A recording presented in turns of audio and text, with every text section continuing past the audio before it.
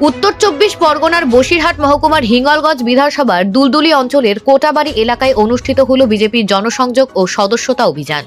এই অভিযানে অংশগ্রহণ করেন বিজেপির নেত্রী রেখা পাত্র সহ একাধিক বিজেপি নেতৃত্ব। এদিন দুপুরে কোটাবাড়ি এলাকায় গিয়ে সাধারণ মানুষের সঙ্গে যোগাযোগ করেন তারা। বিজেপির সদস্যপদ অভিযানে অংশগ্রহণের জন্য এলাকাবাসীকে আহ্বান জানান রেখা পাত্র। তিনি তাদের মোবাইল ফোনের মাধ্যমে বিজেপির সদস্য হওয়ার গুরুত্ব তুলে ধরেন। এর পাশাপাশি তিনি জনগণের মধ্যে বিজেপির উন্নয়নমূলক কার্যক্রমের ব্যাপারে আলোচনা করেন এবং রাজ্য সরকারের বিরুদ্ধে জনমত তৈরির জন্য বিজেপির পরিকল্পনার কথাও শোনেন। এই জনসংযোগ ও সদস্যতা অভিযানকে কেন্দ্র করে কোটাবাড়ি এলাকায় বিজেপির উপস্থিতি ছিল স্পষ্ট। বিজেপির নেতা ও কর্মীরা সক্রিয়ভাবে মানুষের কাছে পৌঁছে তাদের মতামত জানার চেষ্টা করেন। দলের সদস্য সংখ্যা বৃদ্ধি ও জনসংযোগের মাধ্যমে 2024 সালে নির্বাচনে শক্তিশালী ভূমিকা রাখতে চায় বিজেপি।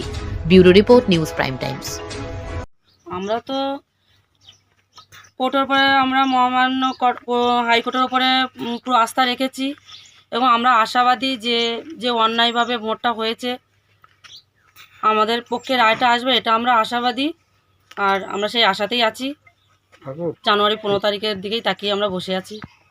এখন মাননীয় হাইকোর্টের থেকে কি রায় দেয় সেটাই দেখার শুধু। আমরা আমাদের ঘর ভেঙে গেছে, আমাদের পাশের বাড়িতে এসে তেরাম দিয়ে যাচ্ছে, পলিথিন দিয়ে যাচ্ছে, স্টোভ দিয়ে যাচ্ছে, আর তার বাড়ির বাচ্চারা আমার বাড়িতে। আমরা তো লড়াই করছি সবাই নিজের এটা অধিকারটা বুঝিয়ে দেওয়ার জন্য। কি হয়, কষ্ট তো করেছেন, আর একটুখানি কষ্ট করবেন।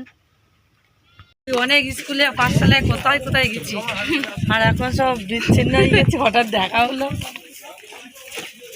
ভাবলাম মনে হয় যে আমি একা শ্বশুর বাড়ি গেছি। না,